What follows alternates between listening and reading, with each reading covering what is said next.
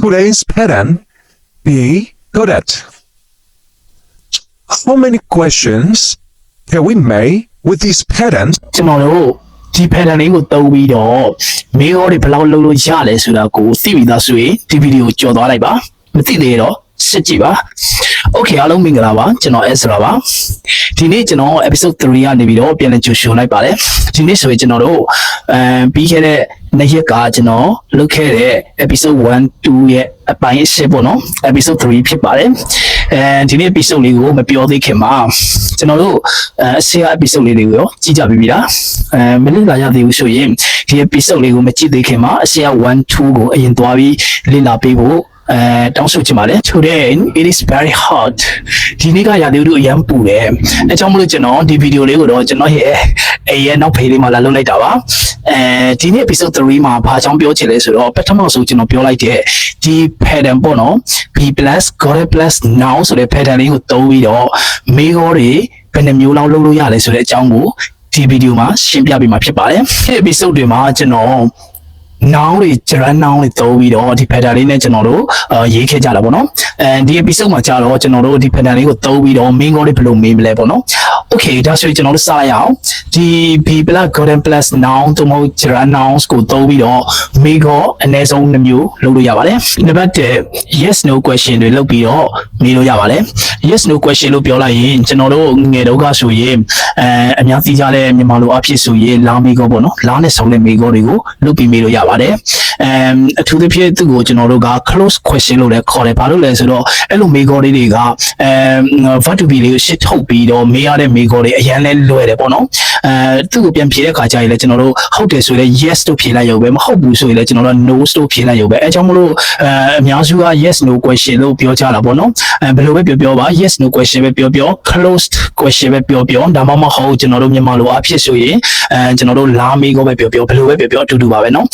yes no question ဆိုတာကဘာလို့ဆိုလိုတာလဲဆိုရင်ကျွန်တော်တို့အဲ့ဒီ positive sentence လို့ခေါ်တဲ့ရိုးရိုးဝေကြတဲ့မှာEnglish was well လို့ခေါ်တဲ့ verb to be လေးကိုကျွန်တော်တို့ဝေကြရဲ့အစစ်ဆုံးကိုcapital letter လေးနဲ့ရေးပြီးတော့ဒီတစ်ချောင်းလုံးကိုပြန်စီပြီးအနောက်မှာ question mark တွေတက်လိုက်တဲ့မေးခွန်းမျိုးပေါ့နော်အရန်လွယ်တယ်ပေါ့ဒီမေးခွန်းမျိုးကိုကျွန်တော်တို့က yes no question လာမေးခွန်းလို့ခေါ်ပါတယ်အဲကြောင့်မလို့ကျွန်တော်တို့အခြေခံနေစပြီးတော့သွားတဲ့သူတွေဖြစ်တဲ့အတွက်ကြောင့်ကျွန်တော်တို့ပထမအဆုံးဒီ pattern လေးနဲ့ positive sentence ကိုအရင်စဉ်းစားလိုက်ပါဥပမာမောင်ကဘောလုံးကစားတဲ့နေရာမှာကျွမ်းကျင်တယ်နော်ဘောလုံးကစားတဲ့နေရာမှာကျွမ်းကျင်တယ်ဆိုတော့မောင် is good at football မောင် is good at football အဲ့ဒါကျွန်တော်တို့ရိုးအရှိ episode တွေမှာလုပ်ခဲ့သလိုမျိုးကျွန်တော်တို့နောက်ထပ်ပြီးတော့လုပ်လိုက်တဲ့ word ဖြစ်တယ်ဒါကိုရိုး sentence လို့ခေါ်တယ် positive sentence လို့ခေါ်တယ်ပေါ့နော်အဲ့ဒီ sentence မှာ subject ကမောင် is ကဒီပေါ့နော် God ကကျွန်တော်တို့ pattern မှာအဓိက main ဖြစ်တယ်ပေါ့နော်ပြီးအနောက်မှာ football ဆိုတာကကျွန်တော် noun နေရာမှာဝင်တာပေါ့နော်ဒါကြောင့်မောင် is God at football မောင်ကဘောလုံးကစားတဲ့နေရာမှာကျွမ်းကျင်တယ်တော်တယ်အဲ့လိုအဓိပ္ပာယ်ရတယ်ဒီ sentence ကိုကျွန်တော်တို့က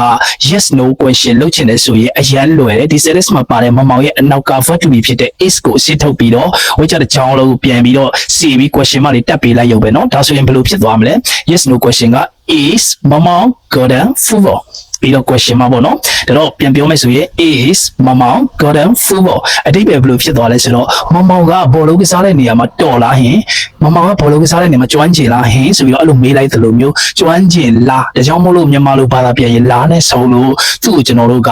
လာမေးကိုလို့လည်းသုံးကြတယ်ပေါ့နော်ဒီလို sentence မျိုးကိုဆိုကျွန်တော်တို့ကဘယ်လိုပြန်ဖြေရလဲဆိုရင်ကျွန်တော်တို့ yes no ပြန်ဖြေရတာပေါ့နော်မောင်ကဘောလုံးကစားတဲ့နေရာမှာတော်တယ်ဆိုတော့ yes လို့ဖြေလိုက်ပေါ့မောင်စား he လေးသုံးပြီးတော့ဝက်ချက်တစ်ချောင်းလုံးပြန်ကူရေးစားမလို့ speaking မှာဆိုရင်ကျွန်တော်တို့က yes he is run down ချက်ပြီးတော့ကျွန်တော်တို့လုပ်ကြည့်အောင်နော်ဥပမာသူမ